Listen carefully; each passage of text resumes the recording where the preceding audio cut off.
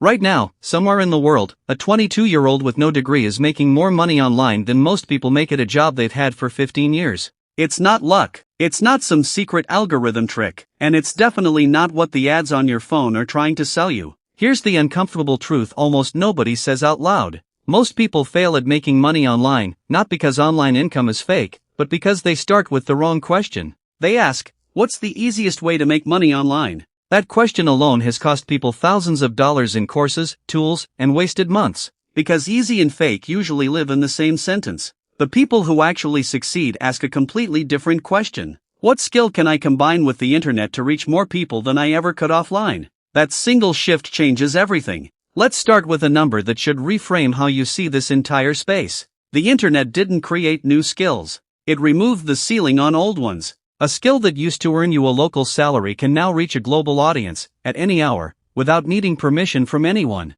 That's the actual opportunity, not a shortcut, a removed ceiling. So let's break this down properly, because there are really only 4 categories that almost every legitimate online income path falls into, and understanding them changes how you'll approach this for the rest of your life. Category 1, selling a skill directly. This is freelancing, consulting, and service-based work. Writing, design, video editing, marketing, coding, virtual assistants. The internet didn't invent these skills. It just connected people who have them to people who need them, without either one having to live in the same city. Here's the myth almost everyone believes about this category: that you need years of experience before anyone will pay you. In reality, most beginners in this space aren't competing on expertise. They're competing on responsiveness, communication, and reliability, 3 things almost no experienced freelancer is willing to consistently deliver, because they're too busy, too expensive, or too slow to reply. Category 2, building an audience. This is content creation in any form: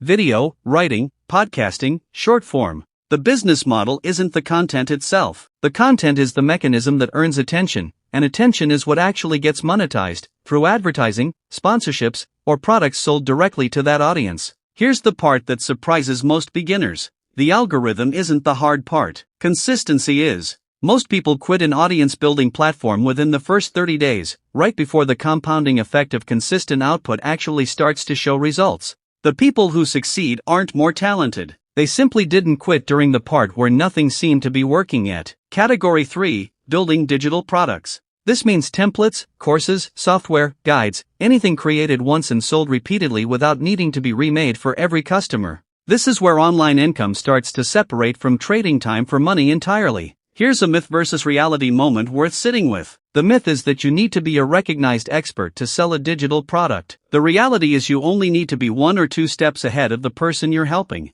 Someone who just learned how to do something is often the best person to teach a true beginner, because they still remember exactly where the confusion was. Category 4, building or scaling a small online business. This includes e-commerce, dropshipping done properly, affiliate partnerships, and small digital brands. This category takes the most patience and the most upfront learning, but it's also the category with the highest ceiling, because at a certain point you're not trading your time for income anymore. You're building a system that keeps generating income whether you're actively working that day or not. Now here's where almost everyone makes the same critical mistake, and it costs them momentum they never get back. They try to do all 4 categories at once. New platform, new niche, new product, new strategy, every few weeks, chasing whichever one looks like it's working for someone else that month. This scattered approach doesn't just slow people down. It actively prevents them from ever building the one skill that would have compounded if they'd stayed with it. Here's the psychological reason this keeps happening. Starting something new feels like progress, even when it isn't.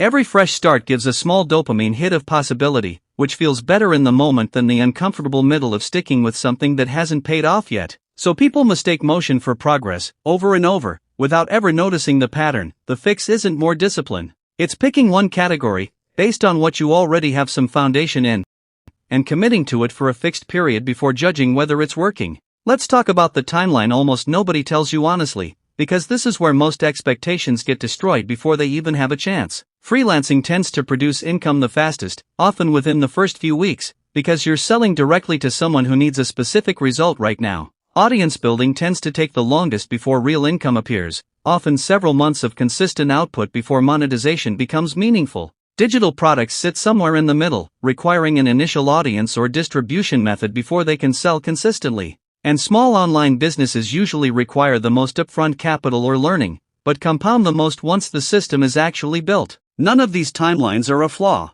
They're just different trade-offs between speed and ceiling. The mistake is expecting freelancing speed from an audience-building timeline, or expecting business-level income in the first month of any of these paths. Here's something that changes how you should evaluate every single opportunity you come across online from this point forward. Ask yourself one question before starting anything. Does this teach me a skill I keep, even if this specific attempt fails? If the answer is yes, it's worth trying, because even a failed attempt leaves you with something valuable. If the answer is no, if the entire opportunity only works if a specific platform, trend, or loophole stays exactly the same forever, that's not a skill. That's a rented advantage that can disappear overnight, and it usually does. This single filter eliminates the majority of online money-making content flooding your feed, because most of it isn't teaching a skill. It's selling access to a temporary advantage, dressed up to look permanent. Let's bring this back to something practical you can actually act on today. If you already have a skill people ask you for help with, even informally, that's category 1, sitting right in front of you, ready to be offered as a service today. If you have knowledge or a perspective you find yourself repeating to different people over and over, that's the seed of category 2, content people would actually want to consume. If you've solved a specific problem for yourself that other people are clearly still struggling with, that's category 3, a digital product waiting to be built. And if you're willing to be patient and treat this like building a real business instead of chasing a quick win, category 4 is where the biggest long-term ceiling exists. The point was never to pick the trendiest option. It was to pick the one that matches what you already have, and stay with it long enough for the compounding to actually show up. Making money online was never about finding some hidden platform nobody else knows about. It was about picking one real path, and refusing to abandon it the moment it stopped feeling exciting. That 22-year-old out earning a 15-year career didn't find a secret. They just stayed on one path long after everyone else had already switched to the next shiny thing.